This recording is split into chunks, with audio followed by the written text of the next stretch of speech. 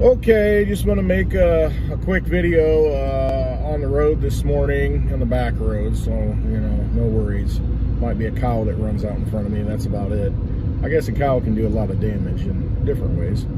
So, I read an article, which after I read it, I never remember all the details, but you'll get the gist of it. And it essentially, we've got government officials talking amongst themselves, Steve Mnuchin, Gary Cohn, the economic, uber class that runs our government within the current administration. As of, I think it was December 18th, the Bitcoin futures launched, and that happened to be, a pretty high point in Bitcoin, if you look at the chart. And then after that point, it was just kind of downhill. Well, the discussion, the Giancarlo, who was the, I think, head of the CFTC or SEC, I don't know, one of the bogus acronyms that they put out there in government. He was in charge of one of those agencies. I think it was a CFTC. I don't know. But, he did an interview the other day and essentially said that, the Bitcoin futures allowed the market to, essentially go down. Because, it brought institutional money and gave them an opportunity, to kill the euphoria, to paraphrase. Because we can't let markets and people and their emotions control things. No. We have to have that in a bottle. Here's the thing. This is why I like cryptocurrency.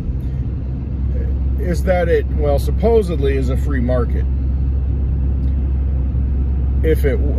But it's not. And that's, that was the hope, that was the optimism that we would have a market for cryptocurrency that is outside the institutions, outside of the existing structure, and we would be able to trade it and do whatever we want with it and be outside of the banks. Well, that is not the case.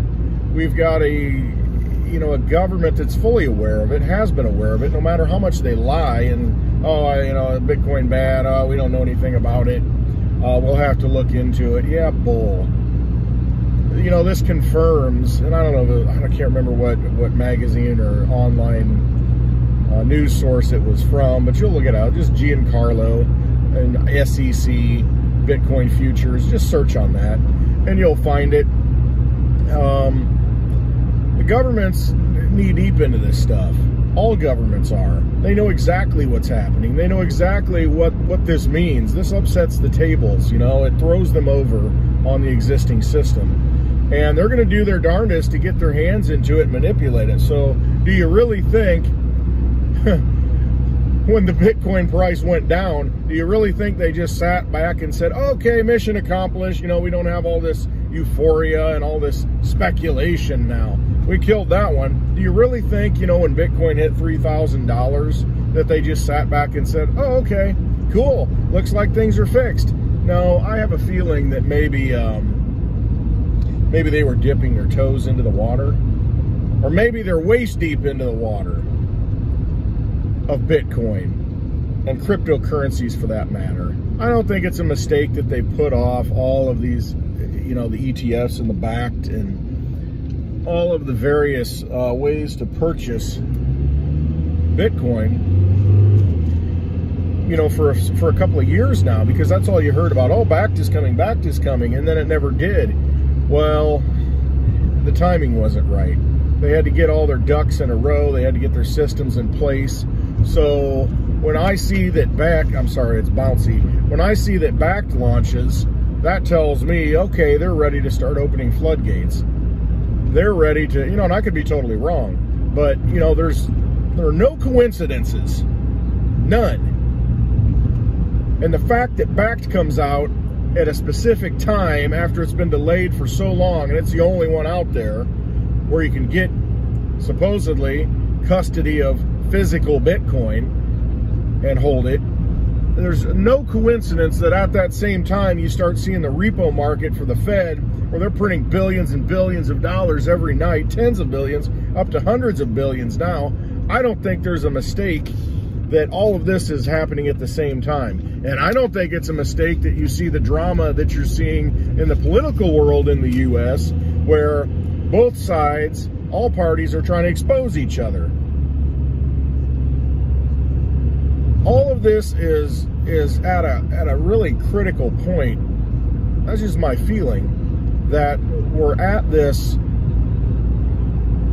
really crossroads, that, you know, we're transitioning really into a new age in a lot of different ways at every level. And I see it at, you know, at the top level, you know, that you see on the television screen, and I see it all the way down into my personal life and with people I know and associate with.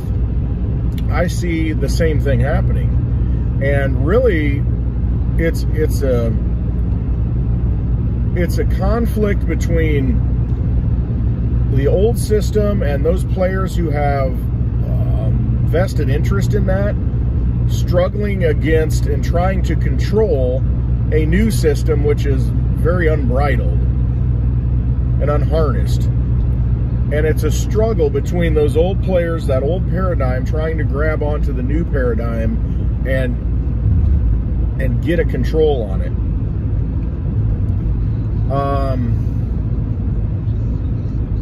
It's interesting to watch it play out. And I think, yeah, I mean, it could go either way. It's a dark versus light thing. It's good versus evil. It is not... I like to think that, you know, and I believe that good will win because our hearts will overcome. But, man, there's some darkness out there. You know, and they're hanging on. They're not going to let go of what they have. And you're going to have to fight them. You know, you're really going to have to fight them. We're going to have to come together as humanity and rise up. We're going to have to become spiritually aware. We are going to have to awaken what's within us and unlock it and break free from those shackles, that whatever they may be, and we all have them. But we need right now to find out how to do that. Figure out a way. Now, these are maybe virtual shackles, they may be physical shackles, it may be debt, which is holding you down and preventing you from being who you need to be and where you need to be in life. You know, it's enslaving you. Find a way to fix that. Have to find a way to be free. Whatever it may be, you know, you got to figure it out. It may be an abusive relationship that you're in. I mean, and it's holding you back and preventing you from flowering and being who you need to be. You got to figure a way out of it. Now is the time. In my heart, I know now is the time where we have to break free of those chains that have been holding us back. This old system, this old mentality, this old structure that has been imprinted upon us needs to be shredded. And I mean, it needs to go. It's happening at every level. And if we don't let it go, we're going to die with it. Spiritually, physically, emotionally, it's going to take us down. Because that's what it does. It just feeds, and it won't stop, and it won't stop. And what we have to do as human beings is realize, we've got to realize we've got an opportunity to change things. You know, I've waited my whole life for this. I've known things have been screwed up for a long time. And it's hard. It's hard looking at things and when nobody else gets it, you know. It's difficult. But I see more people getting it, and that gives me hope. I mean, I thought we were in a dark period, and I didn't think we were coming out of it, but things have begun to change. And I see the change in people, my personal relationships with people. I see them awakening. I see certain people trapped by the darkness and feeling helpless and unempowered and feeling that they can't come out of it, which that's the biggest mistake they could ever make. Got to realize that you can do it, anything, if you just have belief in yourself. So many times you doubt yourself, and that's your biggest downfall. Nobody can hurt you if you don't let them. You can't let them. And I see that with some people, but with others I see a shining star of hope. I see people, and I'm amazed by what I see they're going to do in the future. And that's what gives me hope that this is all going to work out. But we're in a spiritual battle, and we as human beings better understand that we are spiritual. I mean, this is just a vessel that we're in. It's an avatar that we're using. It is, I mean, you know, we're eternal beings. Let's face it. We're here for a reason right now. This is the battle that we need to fight right now. And all you got to do is look around and you see what's happening. And we have a chance to change everything right now. And I hope we can do it. I believe we can do it. I'm doing everything I can to try to activate people and inspire people to be and understand who they really are. And I hope that maybe somebody takes some inspiration from this and know that, you know what? You are immortal. You are completely powerful. Don't let anyone take control of your life. It's yours. It's your soul. It's your spirit. Activate it. Use what you've got here, whatever tool it may be, to change the world, to make a difference, to take every little action. You know, I look at, in cryptocurrency, I look at the seed cards that people leave. Got one in my wallet, but it's in my pocket. The seed cards that people leave everywhere.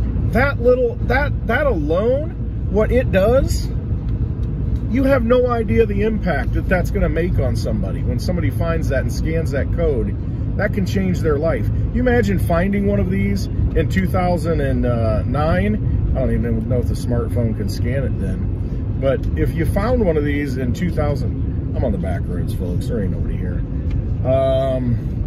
But if you'd found one of these in 2009, scanned it, and it was a Bitcoin seed card, because Litecoin didn't come around until 2011. But if you had found that and you looked into it and you purchased, you know, 10, imagine purchasing 100, 1,000 Bitcoin for pennies and forgetting about it. And then you wake up today and you look at the market and you say, holy cow, Bitcoin, $7,000, $8,000, $9,000, and I've got 1,000 of these. Your life changes. And what does that do? What does that do for you? How does that allow you to change things? Immediately, you've broken through the old paradigm, and it's up to you at that point to use those tools, that tool, that wealth that you've gained to help others.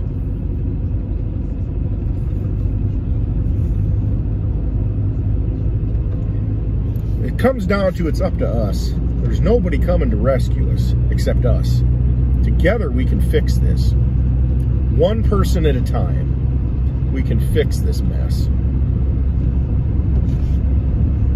That's why I'm into crypto.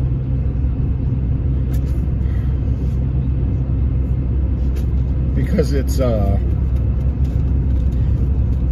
activator. I don't care. You know, it can be used as money, and it is. I mean, you look at Litecoin, it is used as money. I go spend it all the time. And it's easy to do. I mean, but at the end of all of this, it's activated people. It's brought people together. I'm so fortunate. I'm so reborn. I'm so fortunate to have encountered the people I have encountered. Pure people, spiritual people that I never would have found if it weren't for cryptocurrency. And it's because we're all drawn to it, because there's that element of freedom. There's that spiritual nature to it. There's something deeper to it. And how it got here, you can argue, you know, who created it. It doesn't matter. The fact is, there are no coincidences. It is here. It has brought people together. I have seen it change people's lives. I have seen souls activated. I have seen people making changes and getting out into the world when they didn't before. I have seen the impact that it has made. So you can knock it all you want. You know, it can go away tomorrow, but what it's done right now has created a spiritual army that's not turning back. We're not turning back. I'm not turning back. This has got to change. It's got to change now. This is the time to do it. There's no doubt in my mind. There's no doubt in my spirit. That's why I do what I do. It's why I'm going to Las Vegas, to the summit, the Litecoin Summit. That's why I want to be around those people, so that we can go forward and change this for others, awaken others, and change this freaking world. The world is beautiful. It's just the people who have been ruling it are the problem. Their vested interests, what they've done, every system that they've created, the food that they create, the medicine that they create, the lies that they create in our schools. Done with it. Done.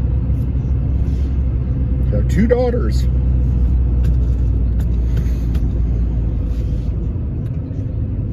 It's not fair. It's not fair to them. This makes me so mad. So, you know, at the end of this, before I completely lose it, I want you all, think about what you can do today. It can be the smallest thing. It can be something as small as this. And there's a website out there, a guy named Mike Trick created a website. It's called trickstreets.net. I think it's .net. Trickstreets.com. I don't know. Go look it up. I can't even think.